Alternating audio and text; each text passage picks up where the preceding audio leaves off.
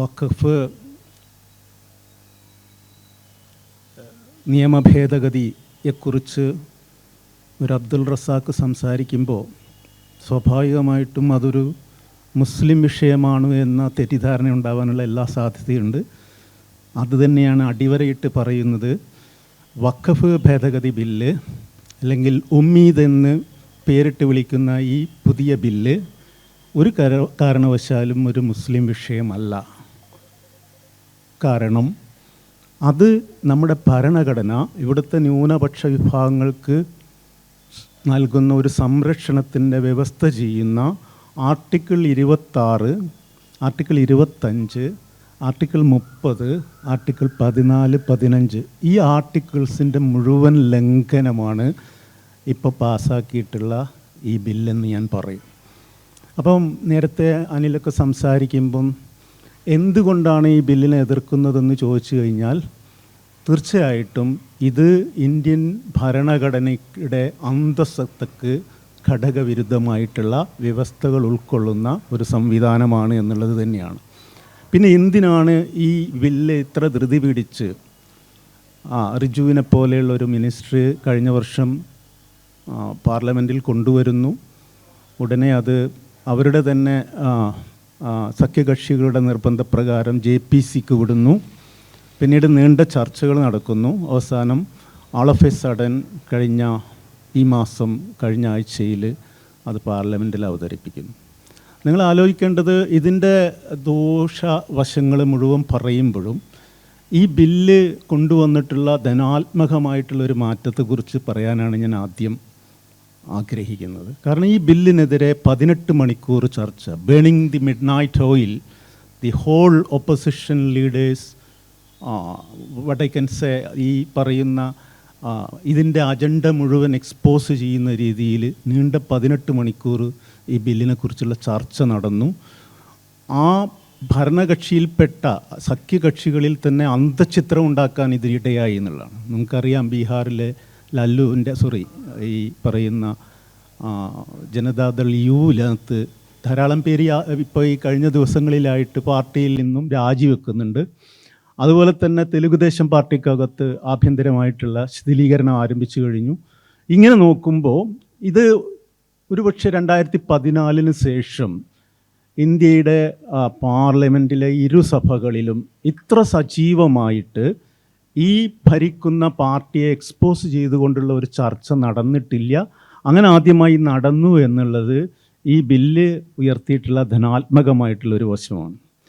രണ്ടാമതായി എന്തുകൊണ്ട് ഈ ബില്ല് കൊണ്ടുവന്നെന്ന് ചോദിച്ചു കഴിഞ്ഞാൽ നേരത്തെ അനിൽ പറഞ്ഞ പോലെ ഇത് 25 ആകുമ്പോഴേക്ക് RSS രൂപീകരിക്കപ്പെട്ടതിൻ്റെ 100ാം വാർഷികത്തിൽ 230 മെമ്പർമാരെ ഇന്ന് പാർട്ടിക്കുള്ളൂ, BJPക്കുള്ളൂ എങ്കിൽ പോലും അവർ നേരത്തെ ആസൂത്രണം ചെയ്തിട്ടുള്ള ഓരോ പദ്ധതികളും ആവിഷ്കരിച്ച് നടപ്പിലാക്കുന്നതിൻ്റെ ഭാഗമാണ്. ഇപ്പം ഞാൻ പറയുന്നു, നിങ്ങളൊരു പക്ഷേ ഈ പരകാല പ്രഭാകറിൻ്റെ the crooked timber of new India എന്ന് പറയുന്ന പുസ്തകം വായിച്ചവരായിരിക്കും ഇവിടെ ഇരിക്കുന്നവർ. ആ പുസ്തകത്തിൽ ഒരിടത്ത് പറയുന്നൊരു കാര്യം, നമ്മുടെ പ്രധാനമന്ത്രി അന്ന് ഗുജറാത്തിലെ മുഖ്യമന്ത്രിയായിട്ട് 3ാം തവണ ഈ ഇലക്ഷനെ നേരിടുകയാണ്.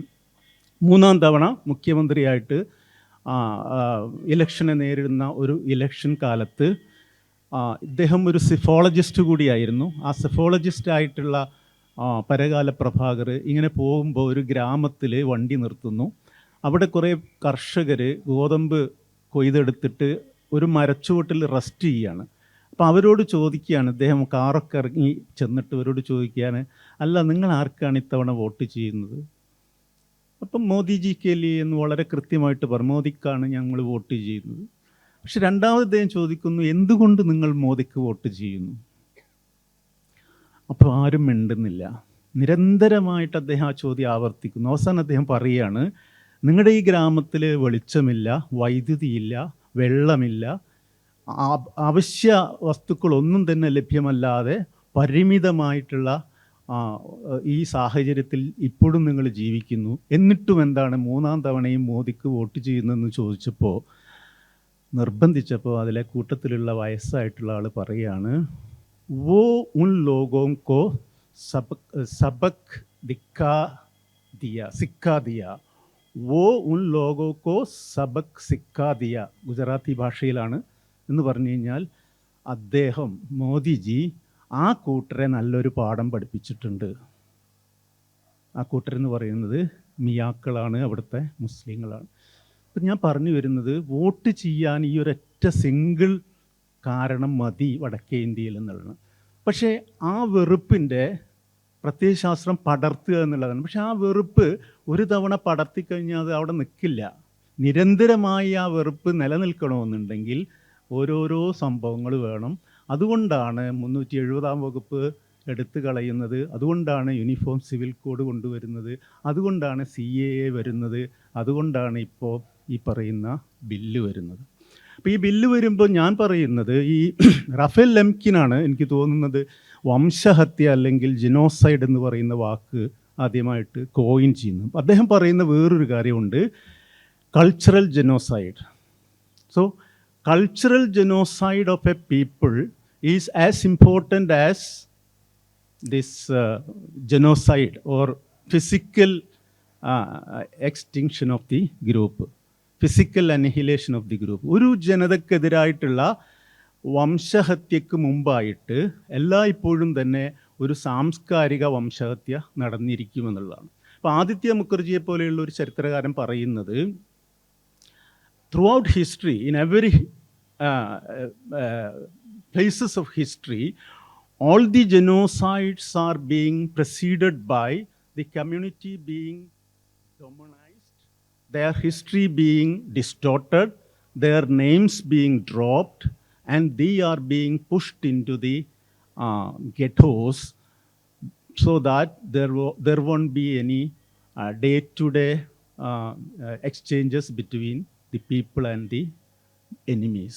ഇങ്ങനെ പറയുന്നു. അതായത് ചരിത്രത്തിലെ എല്ലാ വംശഹത്യകൾക്കും മുമ്പായിട്ട് നടന്നിട്ടുള്ളൊരു കാര്യം, ഏത് ജനവിഭാഗമാണോ വംശഹത്യക്ക് വിധേയമാക്കപ്പെടുന്നത് ആ ജനവിഭാഗത്തിൻ്റെ പേരുകൾ മായ്ച്ചു കളയുക, ആ ജനവിഭാഗത്തിൻ്റെ ചരിത്രം മായ്ച്ചു കളയുക, ആ ജനവിഭാഗത്തിനെതിരായിട്ടുള്ള പൈശാചികവൽക്കരണം, ഡെമണൈസേഷൻ, അവർ ഭീകരരാണ് എന്ന ചിത്രീകരണം നടത്തുക, ആ ജനവിഭാഗത്തിൻ്റെ ഫിസിക്കലായിട്ടുള്ള അവരുടെ ഭൗതിക ആസ്പദങ്ങളായിട്ടുള്ള സാധനങ്ങൾ മുഴുവൻ നശിപ്പിക്കുക, അവസാനമായിട്ട് അവരെ ചേരിയിലേക്ക് മാറ്റിപ്പാർപ്പിക്കുക, ദൈനംദിന ജീവിതത്തിൽ പൊതുസമൂഹവുമായിട്ട് ബന്ധം സ്ഥാപിക്കാത്ത വിധത്തിൽ, എവരിഡേ ലൈഫിൽ, ദൈനംദിന ജീവിതത്തിൽ അവരുമായിട്ട് യാതൊരു തരത്തിലുള്ള സമ്പർക്കവും സാധ്യമല്ലാത്ത വിധത്തിൽ അവരെ ഗെട്ടോയിലേക്ക്, ചേരിയിലേക്ക് മാറ്റുക.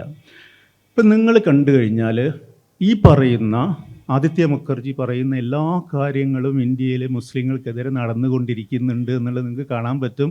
മിക്കവാറും ഈ പറയുന്ന മുഗൾ സാമ്രാജ്യത്തിൻ്റെ കാലത്തെ സുൽത്താൻമാരുടെ പേരിലുള്ള എല്ലാ നഗര പേരുകളും റോഡിൻ്റെ പേരുകളും മാറ്റിക്കളഞ്ഞു. അയോധ്യയായി, ഫൈസാബാദ് അയോധ്യ ആവുന്നു, അലിഗർ ഹരിഗർ ആവുന്നു, ഇങ്ങനെ ധാരാളം വിശദീകരിക്കുന്നില്ല. അതേപോലെ തന്നെ ചരിത്രം നേരത്തെ പറഞ്ഞ പോലെ CBSE ചരിത്രം മാറ്റുന്നു, മുഗൾ ചരിത്രം, സൽത്തനറ്റ് ചരിത്രം മാറ്റുന്നു. അവസാനമായിട്ട് നിങ്ങൾക്ക് UP-യിലൊക്കെ പോയി കഴിഞ്ഞ് കഴിഞ്ഞാൽ ഇപ്പം മുസ്ലിങ്ങൾ ശരിക്കും പറഞ്ഞാൽ JCB എന്ന് പറയുന്നത് പണ്ട് ഈ നമ്മുടെ ജർമ്മനിയിലായിരുന്നുവെങ്കിൽ ഗ്യാസ് ചേമ്പർ ആയിരുന്നു അവരുടെ ഭീകരതയുടെ ഒരു പ്രതീകമായിട്ടുള്ളെങ്കിൽ, ഇന്ന് ഇന്ത്യയിൽ മുസ്ലിം വിരുദ്ധതയുടെ, മുസ്ലിം വംശീയോന്മൂലനത്തിൻ്റെ ഏറ്റവും വലിയ പ്രതീകമായിട്ട് JCB മാറിയിട്ടുണ്ട്. JCBകൾ നിരന്തരമായി പ്രവർത്തിക്കുന്നുണ്ട്.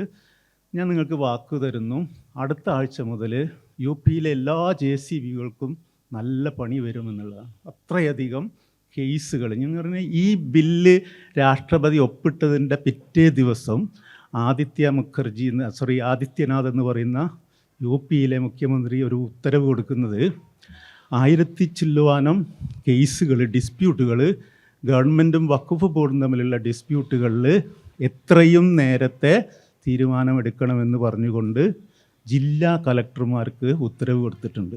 കൂടെ നിങ്ങൾ വാക്കേണ്ട ഒരു കാര്യം, ഈ 16-ാം തീയതി 200ഓളം വരുന്ന മുസ്ലിങ്ങൾ അടുത്ത പോലീസ് സ്റ്റേഷനിൽ പോയി റിപ്പോർട്ട് ചെയ്യണം. 2 ലക്ഷം രൂപ ജാമ്യസംഖ്യ കെട്ടണം. എന്താ അവർ ചെയ്ത തെറ്റ്? ഈ ബില്ല് ലോകസഭയിൽ ചർച്ച ചെയ്യുന്ന ദിവസം കറുത്ത ഒരു ബാഡ്ജ് ധരിച്ചു എന്നുള്ളത് മാത്രമാണ്. ആ കറുത്ത ബാഡ്ജ് ധരിച്ചതിൻ്റെ ഭാഗമായിട്ട്, ഞാൻ അതിശയോക്തിയല്ല ഈ പറയുന്നതൊന്നും, ഞാൻ ഇതുവരെ പറഞ്ഞതൊന്നും അതിശയോക്തിയല്ല, ഇപ്പോഴും പറയുന്നു, നിങ്ങൾക്ക് സെർച്ച് ചെയ്താൽ കാണാൻ പറ്റും. 200 പേരെ 2 ലക്ഷം ജാമ്യസംഖ്യ അടക്കാനായിട്ട് നോട്ടീസ് കൊടുത്തിരിക്കുകയാണ്. അപ്പോൾ ഇതാണ് മോദി കാലഘട്ടത്തെ ഇന്ത്യ എന്ന് പറയുന്നത്. ഇപ്പോൾ ഈ കിരൺ റിജു അല്ലെങ്കിൽ ജഗദാംബിക പാൽ എന്ന് പറയുന്ന ആളായിരുന്നു ഈ JCP കമ്മിറ്റിയുടെ ചെയർമാൻ എന്ന് പറയും.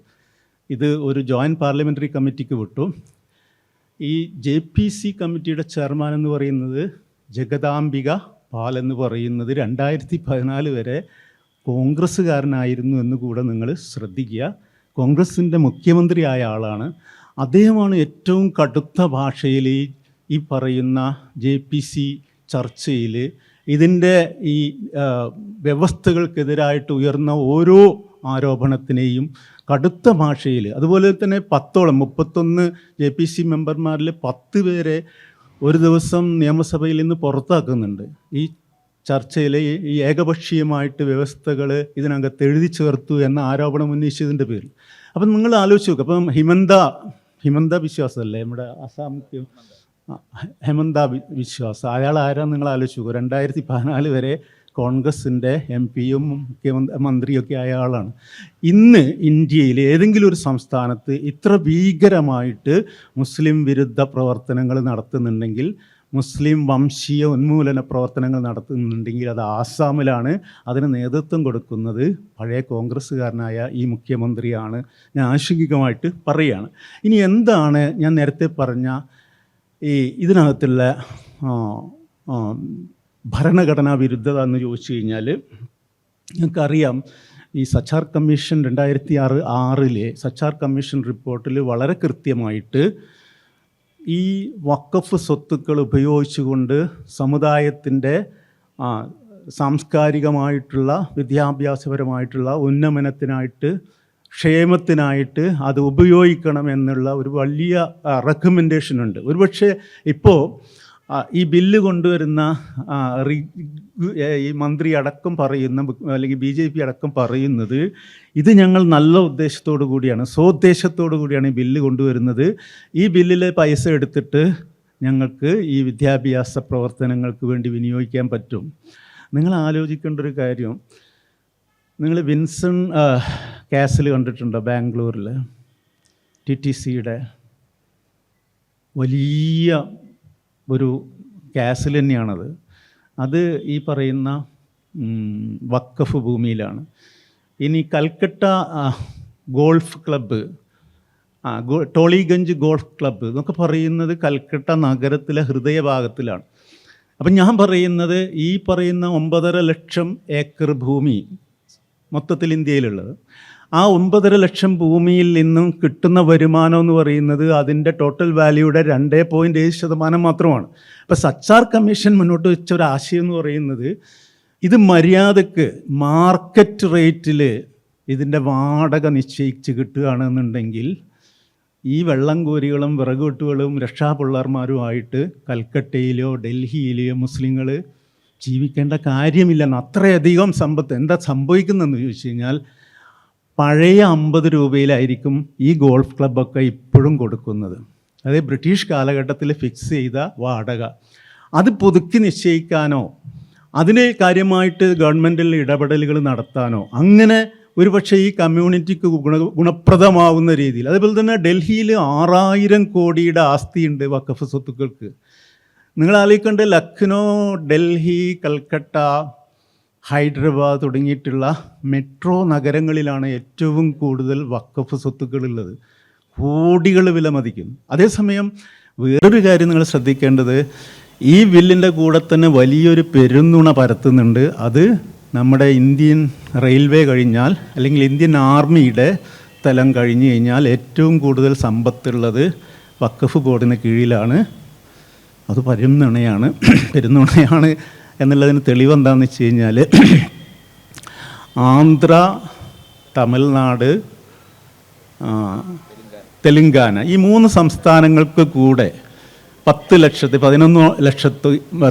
ലക്ഷത്തോളം ഏക്കർ ഭൂമി ഈ ദേവസ്വം ഭൂമിയായിട്ടുണ്ട് എന്നുള്ളത്. 3 സംസ്ഥാനം അതേസമയം 9.5 ലക്ഷം മാത്രമാണ് വഖഫ് ബോർഡിന് ഇന്ത്യയിൽ മൊത്തത്തിലുള്ളത്. വേറൊരു കാര്യം കൂടെ ശ്രദ്ധിക്കേണ്ടത്, 17 ലക്ഷം ഏക്കറാണ് നമ്മുടെ ക്രിസ്തീയ സഭക്കുള്ളത്. നിങ്ങൾ ആലോചിച്ച് നോക്കണം. നേരത്തെ കുഞ്ഞിക്കണ്ണം സഖാവ് പറഞ്ഞു KCBC ഞങ്ങൾ നിങ്ങളെ പിന്തുണക്കുന്നു പറഞ്ഞ് ആവേശപൂർവ്വം ഈ ബില്ലിനെ പിന്തുണക്കും. എനിക്ക് തോന്നുന്നത് ഇന്ത്യ ചരിത്രത്തിൽ ഇങ്ങനൊരു സംഭവം ഉണ്ടായിട്ടില്ല എന്നുള്ളതാണ്. കാരണം ഒരു സമുദായത്തിൻ്റെ അവകാശങ്ങൾ ഈ രീതിയിൽ നഗ്നമായിട്ട് ആ അവകാശങ്ങൾ എടുത്തു കളയുന്ന ഒരു ബില്ലിനെ മറ്റൊരു സമുദായം സർവാത്മന പിന്തുണ കൊടുക്കുന്ന ഒരു അനുഭവം കഴിഞ്ഞൊരു 25 വർഷത്തിൽ ഉണ്ടായിട്ടില്ല എന്ന് പറയാൻ പറ്റും. പിന്നെ എന്തുകൊണ്ടായിരിക്കും KCBC ഇങ്ങനെ ഒരു തീരുമാനം എടുത്തതെന്ന് ചോദിച്ചു കഴിഞ്ഞാൽ വളരെ സിമ്പിളാണ്. KCBCക്കോ അല്ലെങ്കിൽ ഇവിടുത്തെ സഭക്ക് നഷ്ടപ്പെടാൻ അത്രയധികം ഉണ്ട്.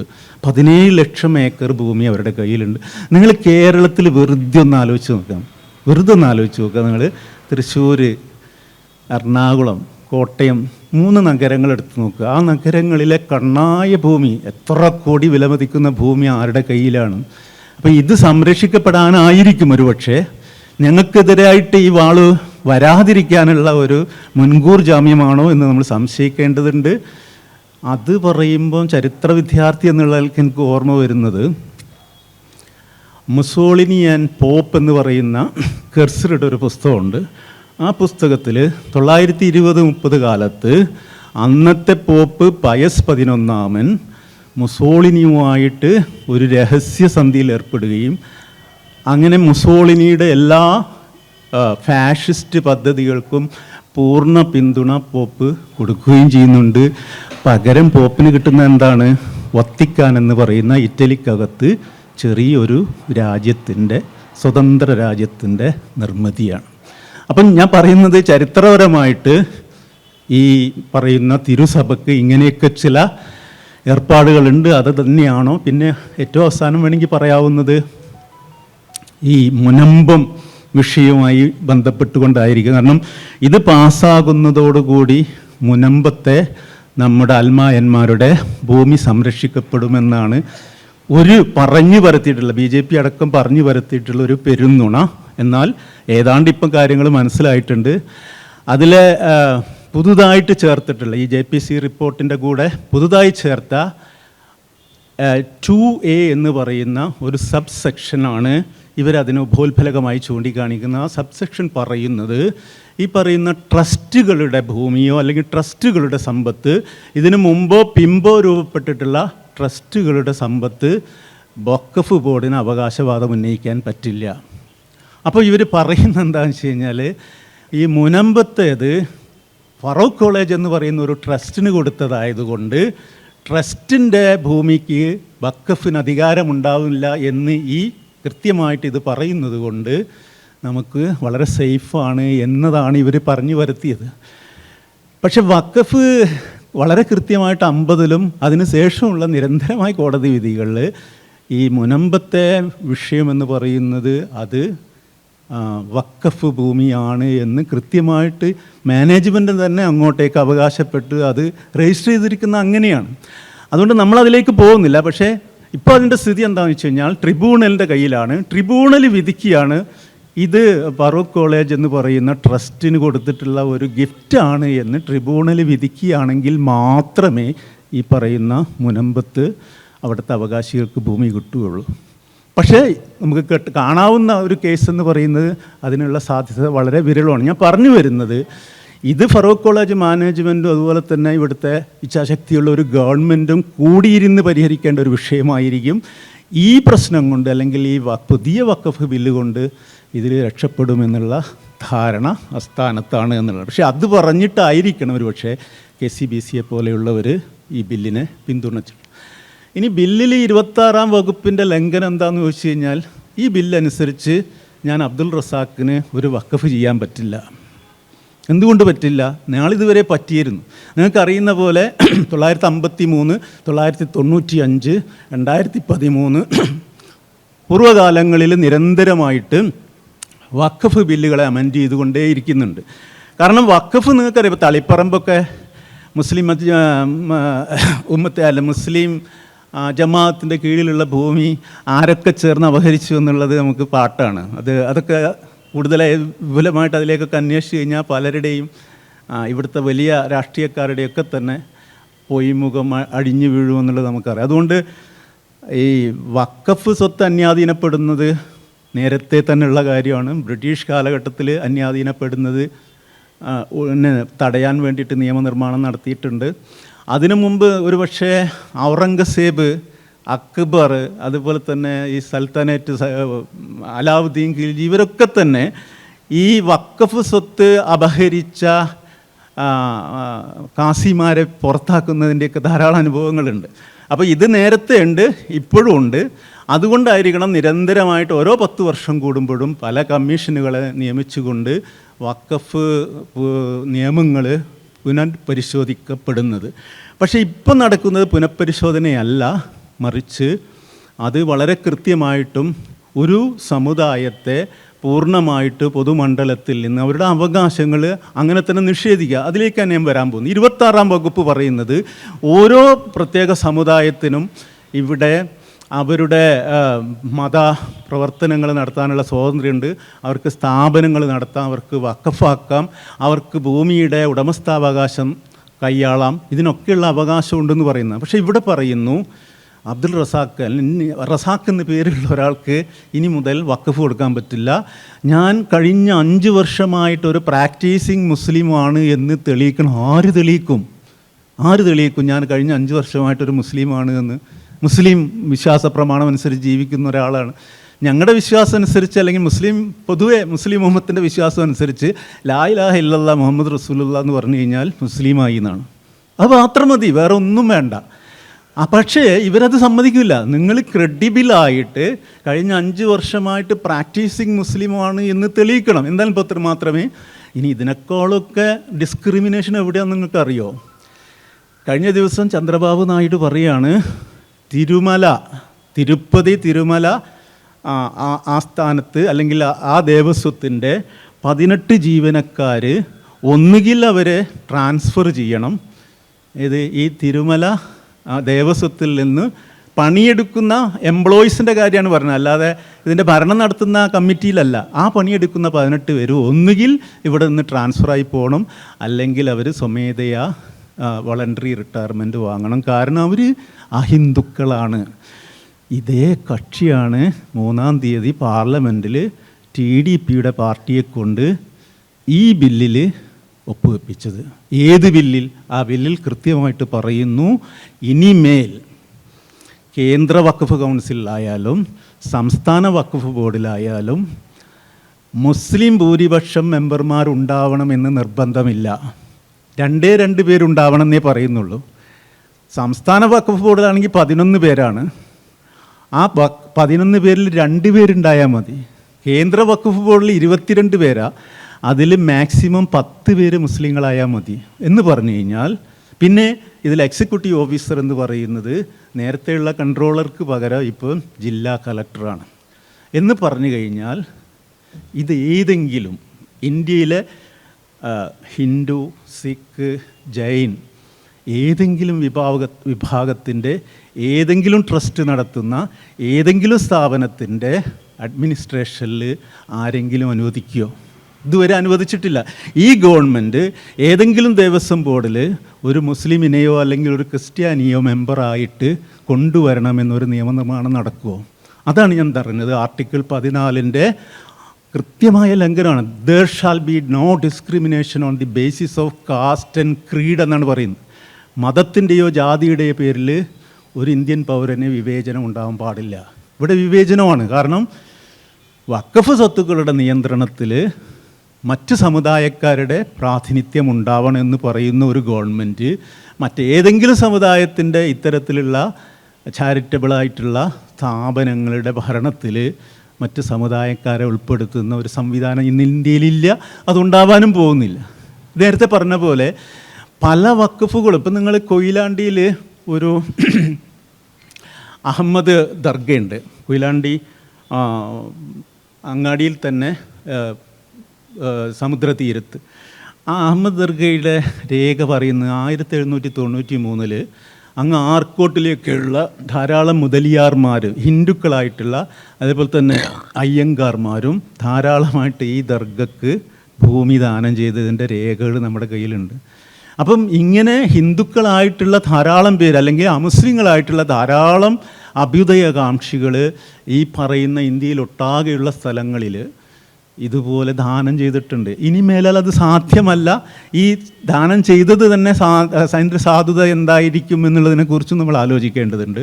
മറ്റൊരു കാര്യം, ഇപ്പം ഔറംഗസേബ് ഏറ്റവും വലിയ ഇസ്ലാമിക കിരാതത്വത്തിൻ്റെ ഏറ്റവും വലിയ പ്രതീകമായിട്ട് പരിഗണിക്കപ്പെടുന്ന ഇതേ ഔറംഗസേബ് നമ്മുടെ യോഗി ആദിത്യനാഥ് ഉണ്ടല്ലോ, യു പിയിലെ യോഗി ആദിത്യനാഥ് പ്രതിദാനം ചെയ്യുന്ന നാഥ് യോഗീസ് മഠങ്ങൾക്ക് ഇതുപോലെ വഖഫ് ചെയ്തതിൻ്റെ രേഖകൾ നമ്മുടെ മുമ്പിലുണ്ട്.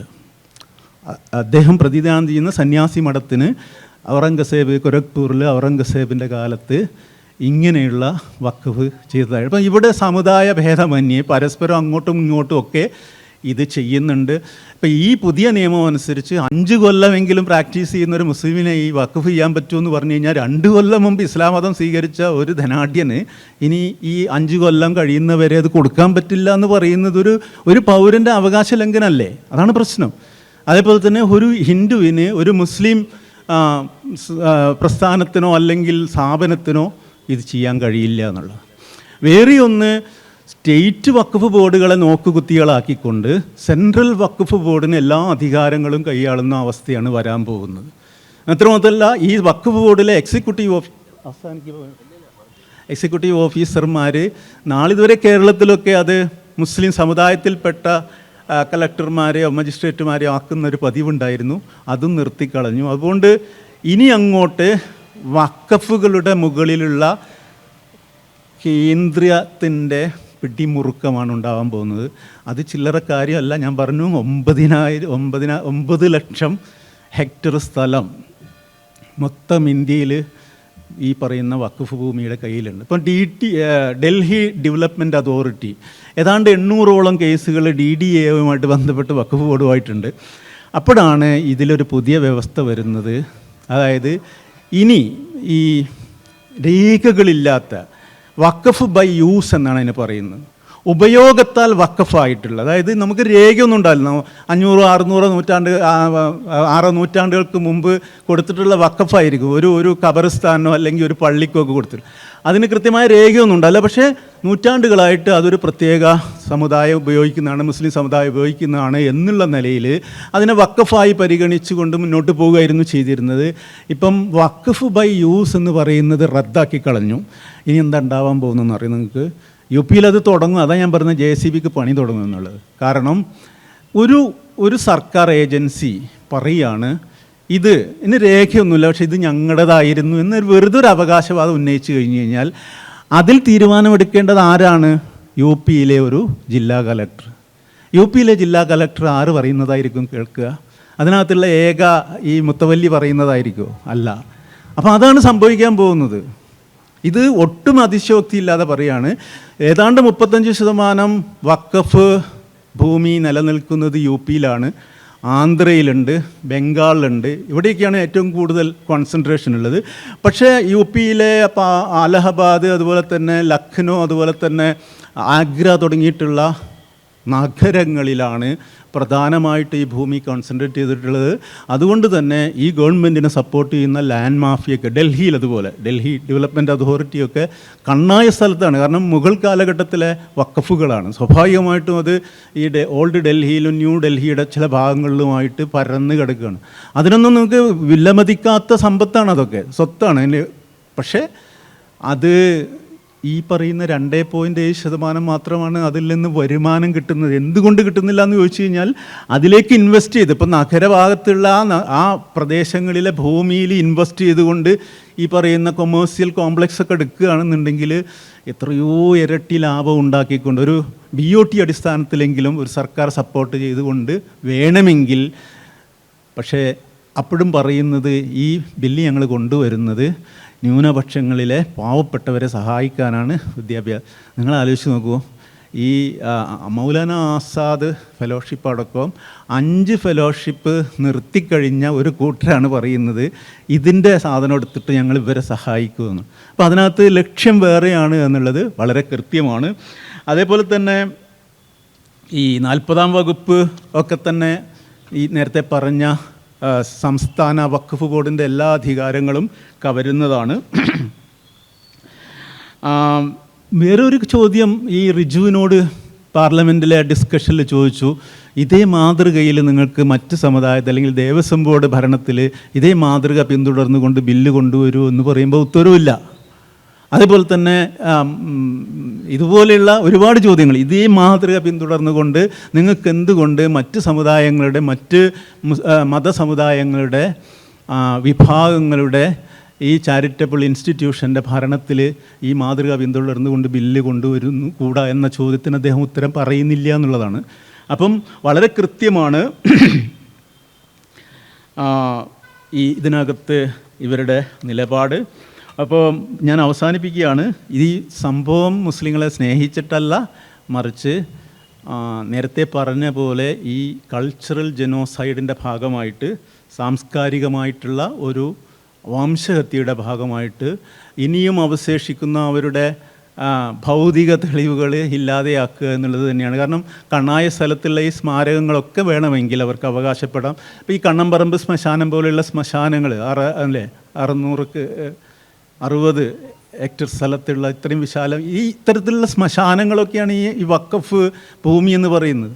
അപ്പോൾ ഒരു സമുദായത്തിൻ്റെ ഇത്തരത്തിലുള്ള സാംസ്കാരിക ഈടുവെപ്പുകൾ മുഴുവൻ തകർക്കുന്ന രീതിയിൽ കേന്ദ്ര ഗവൺമെൻറ്റിനും സംസ്ഥാന ഗവൺമെൻറ്റുകൾക്കും ഇടപെടാനുള്ള എല്ലാ പഴുതുകളും ഈ വ്യവസ്ഥ ചെയ്യുന്ന ഒരു ബില്ലാണ് ഇതിനകത്ത് അവർ ഉൾക്കൊള്ളിച്ചിട്ടുള്ളത്. അതുകൊണ്ട് തന്നെ ഈ ബില്ലിനെ എതിർക്കുക എന്ന് പറയുന്നത് ഭരണഘടനാ മൂല്യങ്ങളിൽ വിശ്വാസമുള്ള, ജനാധിപത്യത്തിൽ ബഹുസ്വരതയിൽ വിശ്വസിക്കുന്ന ഓരോ പൗരൻ്റെയും കടമയാണ്. അപ്പോൾ കൂട്ടത്തിലൊരു കാര്യം കൂടെ പറയട്ടെ. കഴിഞ്ഞ ദിവസം എയർപോർട്ടിലൊരു സമരം നടന്നു ബില്ലിനെതിരെ. സമരം നടത്തിയത് സോളിഡാരിറ്റിക്കാരാണ്. സോളിഡാരിറ്റിക്കാർ സമരം നടത്തുമ്പോൾ അവർ മുന്നോട്ട് വെച്ച 2 പ്ലക്കാർഡുകളിൽ 2 ഫോട്ടോ നിങ്ങൾ ശ്രദ്ധിച്ചിട്ടുണ്ടാവും. ഒന്ന് സയ്യിദ് കുത്തുബിൻ്റെയാണ്, ഒന്ന് ഹസനുൽ ബന്ന. ലോകത്ത് ഇസ്ലാമിക തീവ്രവാദത്തിന് വിത്ത് പാകിയ 2 കക്ഷികളെ കൂട്ടുപിടിച്ചാണ് ഈ ബില്ലിനെതിരെ ഈ കൂട്ടർ സമരം ചെയ്യുന്നതെങ്കിൽ അവരോടൊത്തെങ്ങനെ ഈ ബില്ലിനെതിരെ നമ്മളെപ്പോലുള്ളവർക്ക് സഹകരിച്ചുകൊണ്ട് സമരം ചെയ്യാൻ പറ്റുമെന്നുള്ളൊരു പ്രസക്തമായ ചോദ്യമുണ്ട്. ഇതേ കാര്യം അവർ അന്നും ചെയ്തു. CAA വിരുദ്ധ സമരകാലത്ത് ഞങ്ങളുടെ മലപ്പുറത്ത് ഇവർ വിളിച്ച മുദ്രാവാക്യം, ഈ പ്രകടനത്തിൽ വിളിച്ച മുദ്രാവാക്യം 21 ഊരിയ കത്തി അറബിക്കടലിൽ എറിഞ്ഞിട്ടില്ല എന്ന് ആ മുദ്രാവാക്യം വിളിച്ചുകൊണ്ടാണ് CAA വിരുദ്ധ സമരത്തിന് അവർ നേതൃത്വം കൊടുത്തത്. ആ മുദ്രാവാക്യം വിളിച്ചവർ ആരെയാണ് അധിക്ഷേപിച്ചത്? വാര്യംകുന്നത്ത് കുഞ്ഞാമദാജിയാണ് അധിക്ഷേപിച്ചത്, ആലി മുസ്ലിയാരാണ് അധിക്ഷേപിച്ചത്. കാരണം അത് ഒരു ഇസ്ലാമിക, അതാരെയാണ് സന്തോഷിപ്പിക്കുന്നത്? 21 നടന്നത് ഹിന്ദു വംശഹത്യയാണ് എന്ന് വാദിക്കുന്ന RSSനെ മാത്രമേ ആ മുദ്രാവാക്യം സന്തോഷിപ്പിക്കുകയുള്ളൂ. അതുകൊണ്ട് ഈ സമരത്തിലും നമ്മൾ മുന്നോട്ട് വയ്ക്കുന്നത് രാജ്യത്തെ മതേതര ജനാധിപത്യ വിശ്വാസികളെല്ലാം ഒരേ കുടക്കീഴിലാണ്. അതായിരുന്നു കഴിഞ്ഞ 3-ാം തീയതി പാർലമെൻറ്റിൽ കണ്ടത്. അതേറെ സന്തോഷകരമാണ്. ആ സമരം മുന്നോട്ട് പോവുക തന്നെ ചെയ്യും. പക്ഷേ ആ സമരത്തിൽ ഇത്തരത്തിലുള്ള ഒളി അജണ്ടകളുമായി ചിലർ വരുന്നത് നമ്മൾ കരുതിയിരിക്കണമെന്ന് മാത്രം പറഞ്ഞുകൊണ്ട് ഞാൻ അവസാനിപ്പിക്കുന്നു. നന്ദി, നമസ്കാരം.